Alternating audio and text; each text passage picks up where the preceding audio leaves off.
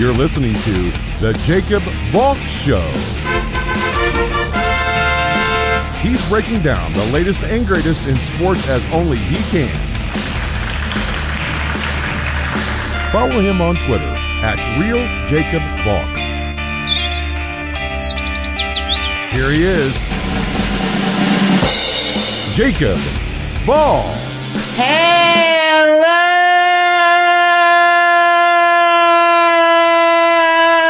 sports fans. Welcome to another edition of the Jacob Volk Show. I am Jacob Volk, and not a lot happened in the past 24 hours in sports. I understand that the minor league season was canceled, but I had said that for a while, that there was going to be no minor league season. Rob Manfred doesn't care about minor league baseball, so why would I think there would be a minor league season? That was not earth-shattering to me. Cameron Payne signing with the Suns, who cares? He's a quadruple A player. Jorge Mateo getting traded to the Padres, former Yankee great. That trade worked out for no one. So I'm going to start with another Mets signing, and then go right to the trifecta. And that Mets signing is them adding some bullpen depth with the addition of Jared Hughes. I've always liked Hughes. Has been a perennially underrated pitcher for a long time. Truthfully, I was kind of confused why he wasn't getting a major opportunity somewhere else as a 7th inning guy, or even a 6th inning guy, or just a middle reliever. He's proven he can do it. Last year, he wasn't terrible. He wasn't great. He was 5-5 with a 4.04 ERA. I understand that's not great.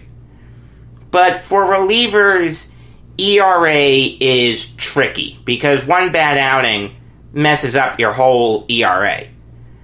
It balloons from like less than 1 to 3. So don't read too much into that. Hughes is a solid reliever. Assuming he makes the Mets, he will give them much needed bullpen depth. I like what Van Wagenen has done in the past 24 hours with adding the 5 guys that I mentioned yesterday and Jared Hughes. He's understanding that teams are going to need quality depth to compete this year. That's going to make or break a lot of teams. Injuries are going to be more prevalent than ever. The coronavirus is obviously prevalent. Teams are going to need quality depth to stay afloat. And Jared Hughes gives the Mets quality depth. Really good move for the Mets. Alright, it's time to recap the Tennessee Titans 2020 NFL Draft Class. Truth be told, when I started this, I did not think it was going to take me until July to finish it. I thought for sure it was going to be like late May, early June, maybe mid-June. I didn't think it would take until July, but I'm glad that I'm nearing the end. I'm glad that you stuck through it with me. Thank you. I did like doing this. This was a lot of fun. It's just kind of passé to talk about the 2020 NFL Draft in early July. I understand that, but once I start something, I want to finish it. I promised you that I would go through every team. So, here we are with the Tennessee Titans. Really fast though, before I get into that, I do want to say that assuming no big sports news breaks in the next 24 hours, I'm going to do the trifecta again. So that'll be the Washington Redskins, and that's it. I have 2 other segments in the hopper, but I don't want to debut them on a Friday. That doesn't make sense to me.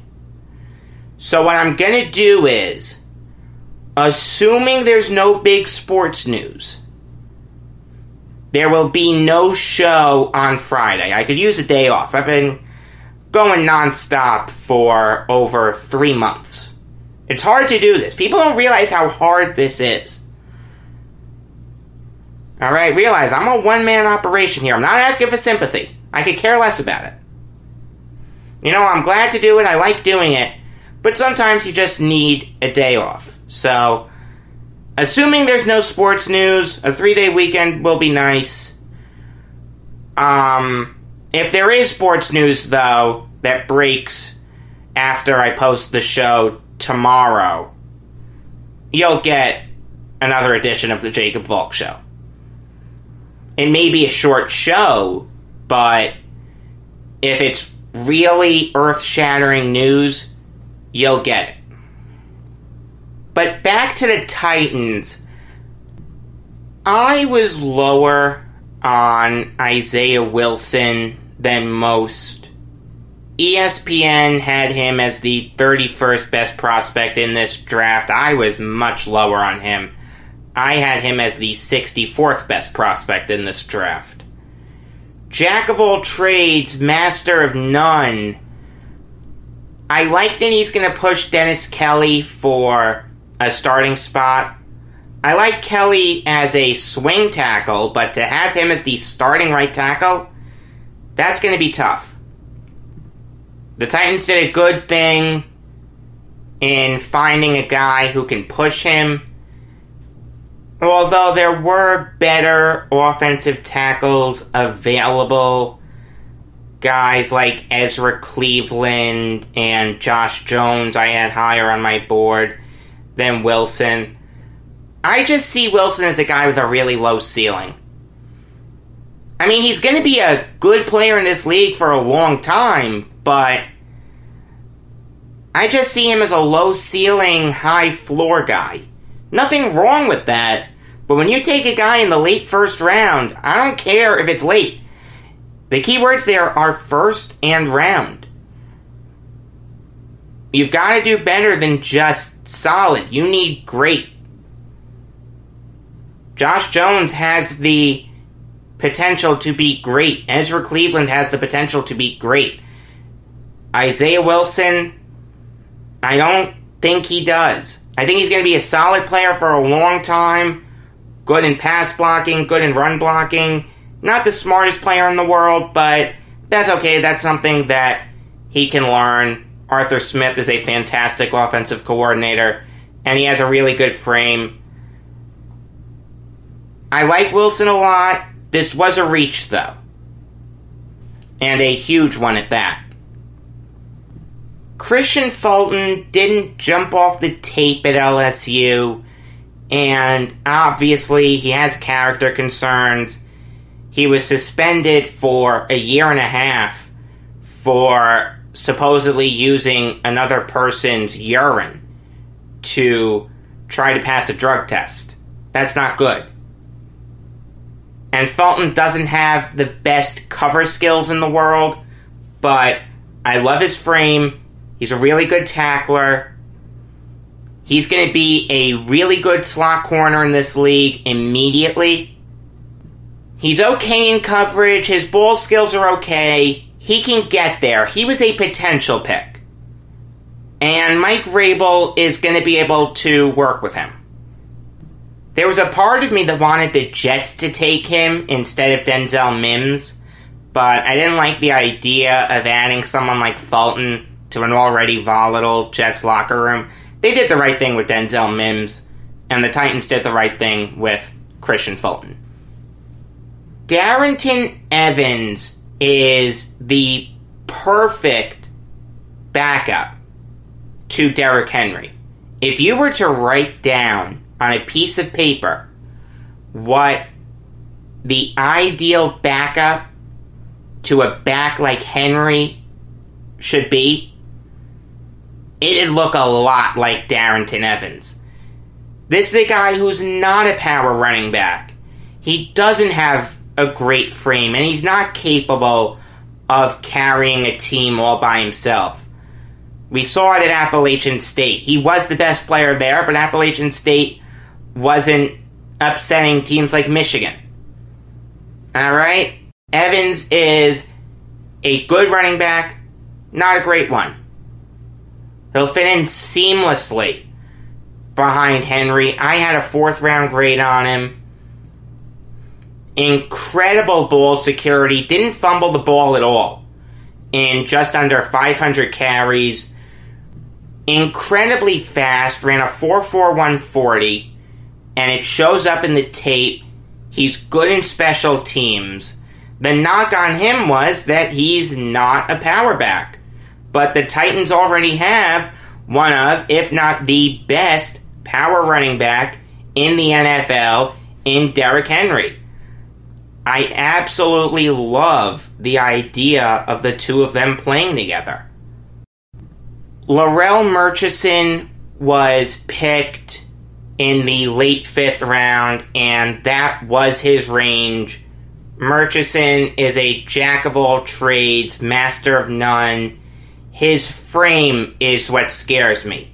6'2.5", under 300 pounds. Where are you going to play him on the defensive line? He can't play defensive tackle. Can he play defensive end? Well, he doesn't have the length for it. His arms are only 33 inches long. He played really well at NC State. Really tough player. Like I said, jack of all trades. He was a tweener, though. That's why he was low on my board. I'm a little concerned as to his NFL future just because I have no idea where he's going to line up. But Vrabel will sort it out. Cole McDonald, E-I-E-I-O. I'm sorry. I couldn't resist. He had... Okay. He had a great year at Hawaii last year. Threw for over 4,000 yards, 33 touchdowns. I like his accuracy. He's good in the pocket. Good frame. Not the strongest arm in the world, but it's good enough. I like McDonald as a long-term backup to Tannehill. The only thing I'll say is the chances of him becoming a good starter in this league are slim to none. I just would have preferred the Titans to have taken a better quarterback if they were going to take one. There weren't any better quarterbacks available in the 7th round, but if you were going to take a long-term backup, take a better one than Cole McDonald. Jacob Eason was slipping. Jake Fromm was slipping. You could have taken one of them. That would have made perfect sense. But assuming Tannehill pans out and he becomes the real deal, the next Warren Moon, McDonald will be a fine backup. Chris Jackson is a really smart player, really coachable, great frame, and had a really good career at Marshall. He's 3rd all-time in the FBS with 45 career passes defended. That is pretty darn good. The thing is, his technique is absolutely terrible. He's a former wide receiver. He played that in high school. And he gets penalized a lot. He has 24 career penalties. You want to like Jackson. You want him to be better than he is. The Titans took another chance on a project. They took a lot of projects. Wilson, Fulton, Murchison, and McDonald are all projects. It's possible that Wilson and Fulton have an impact year 1, but I don't think they're going to be great right away. Murchison and McDonald are going to take a while to get good. Jackson, too. If Vrabel works on him with his technique, great. Fantastic. The Titans found themselves a good defensive back. If not, he's going to flame out of the league. all in all, I don't hate what the Titans did, but I don't love it. They did a decent job filling their needs, but they could have done better. I'm going to give them a B. And the only reason I'm giving them a B and not a B minus is because I have faith in their coaching staff, Vrabel and Smith, to work with these projects that they took and turn them into good NFL players. A lesser coaching staff, I'd have given them a B minus. Easy. Alright, it's time for this day in sports history.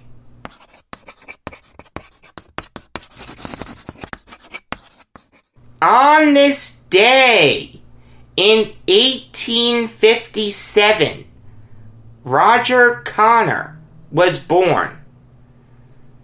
It's okay if you don't know who Roger Connor was. You never saw him play. I know that for a fact. There is no one alive today that was alive when Roger Connor played. But you should know who he is. He's a Hall of Famer, and he's the answer to a really good trivia question. Who was the home run king before Babe Ruth? That's right, it was Connor. He had the record for most home runs in a career before Ruth, with 138. And then Ruth shattered it by hitting 714.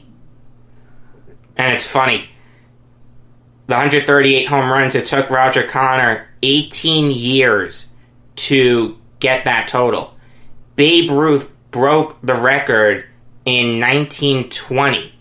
That was his 7th year playing. And even then, he wasn't playing every game. We all know he started out as a pitcher. So even while he wasn't playing every game, Ruth only took 7 years to break a record that it took Roger Connor 18 years to set. That's pretty darn good. I understand 138 home runs isn't impressive, but back then it was. Connor got his big break in 1880 because he would hit home runs out of the ballpark and into a river. And one of the men who saw that was a man by the name of Bob Ferguson, who owned the National League's Troy Trojans. When Ferguson got control of the Trojans, he brought Connor over. And even though that Trojans team had Connor, Dan Brothers, Buck Ewing, Tim Keefe, and Mickey Welch, all of them Hall of Famers, they only had a 41-42 record. Connor was abysmal that year. In the field, he committed 60 errors. He had a shoulder injury, so he transitioned over to first base. He started as a third baseman, but he made the transition over to first. Give him credit. In 1883, Connor went to the New York Gothams. By then, he had already established himself as one of the best players in the National League. He had a career .317 average. He didn't develop his power, but he was a durable player, played in a bunch of games. He led Major League Baseball in triples in 1882 with 18. He was well known among baseball aficionados. He was also a big guy, 6'3", 220 pounds. So, because of him, in 1885, the New York Gothams changed their name to the New York Giants. Connor liked the name change. He had .371 that year, won his only batting title. The year after that, he hit a ball literally out of the Polo Grounds. If you know anything about the Polo Grounds, you know that you didn't hit home runs there, period, let alone hit one out of the stadium. Connor did it. It landed on 112th Street, and he did it off a Hall of Famer, Charlie Old Hoss Radbourn. In '87, he had 17 home runs, and that started his power boom, I guess is the best way to phrase it. Although that was his career high in home runs. And interestingly, even though Connor held the record for most home runs in a career, he never led the National League in home runs. Never. In a single season. In 1888, the Giants won the NL pennant. And they faced off against the St. Louis Browns, who won the American Association's pennant. The Giants beat them in 10 games. So some baseball historians say that the Giants won the 88 World Series and the 89 World Series because they beat the Brooklyn Bridegrooms in 9 games. I wouldn't go that far. Back then, they were really considered exhibitions. They didn't have any true meaning, so it's unfair to call it the World Series. The first World Series was 1903, won by the Boston Pilgrims over the Pittsburgh Pirates in 8 games. Back then, it was best 5 out of 9. Connor continued his great play until the end of his career.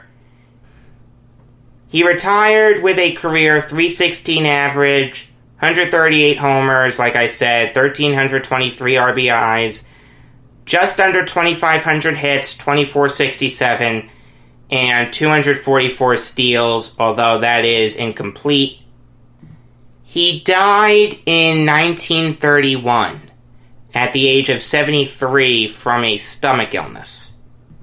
He was very popular when he played. He was a fan favorite. But after he retired, and Ruth kind of stole his thunder, and guys like Gehrig, Charlie Gehringer, Al Simmons, and Jimmy Fox were in the primes of their career, Connor was largely forgotten about. And he was buried in an unmarked grave in a cemetery in Waterbury, Connecticut, where he was born and raised. It took him until 1976 to be inducted into the Hall of Fame. An absolute travesty that it took that long, but he did get there. He wouldn't have been able to see his induction because the Baseball Hall of Fame started in 1936. So I guess it doesn't matter how long you have to wait, just as long as you get in, if you're guaranteed not to see your induction. In 2001, the town of Waterbury re-examined Connor's legacy, and they decided that he shouldn't be buried in an unmarked grave. So the town and baseball fans rallied together to purchase a proper headstone. It's now at his grave. I know that SABR does things like that. They did it for Pud Galvin. It's really nice that SABR does that. But these people did that without SABR's help, so give them credit. They realized the importance of Roger Connor. They decided to celebrate his legacy justly. As I am now, may he rest in peace. Alright, it's time for another Mount Rushmore. We're on the Minnesota Wild now. A recent team. A team that doesn't have a particularly great history, but you know what? They've always been willing to go the extra mile. They don't have a cheap owner. I remember when they signed Parise and Suter. They gave Matt Zuccarello a big contract this past offseason, but it's never gotten them over the hump. They've never made it past the Western Conference Finals. They've never even won a game in the Western Conference Finals. They got swept by the Ducks in 2003. The correct Mount Rushmore is Mikko Koivu, Marian Gaborik, Devan Dubnyk, and Nicklas Backstrom. Koivu has spent his entire career with the Wild. He's been in the NHL since the 05-06 season. He is by far and away their leader in points. Great two-way player. It'll be a shame if he never wins a Stanley Cup because he's been a really good player in this league for a long time. Marian Gaborik, when he was with the Wild, was one of the best players in all of hockey. He was a two-time All-Star. He had a point-a-game season once. And even when he wasn't having point-a-game seasons, he was getting close to that mark. I remember when he signed with the Rangers, and I was really ticked off. It's always the Rangers that get the big free agent. I'm going to allude to that in one of my new recurring segments. Although the one thing I'll say is, one of those recurring segments, it's kind of better if it's done consecutively. I don't know how it's going to be piecemeal. If I do it piecemeal, it's going to take a while to get done. But I worked really hard on it. I had a good time with it, but I didn't have a good time with it, if that makes any sense. Well, it'll make sense when you see what it is. It's going to be really, really fun. Devan Dubnyk, I'm putting ahead of Backstrom because odds are Dubnyk will overtake Backstrom in wins. He's 17 wins behind Backstrom right now. He has a better save percentage, a better goals against.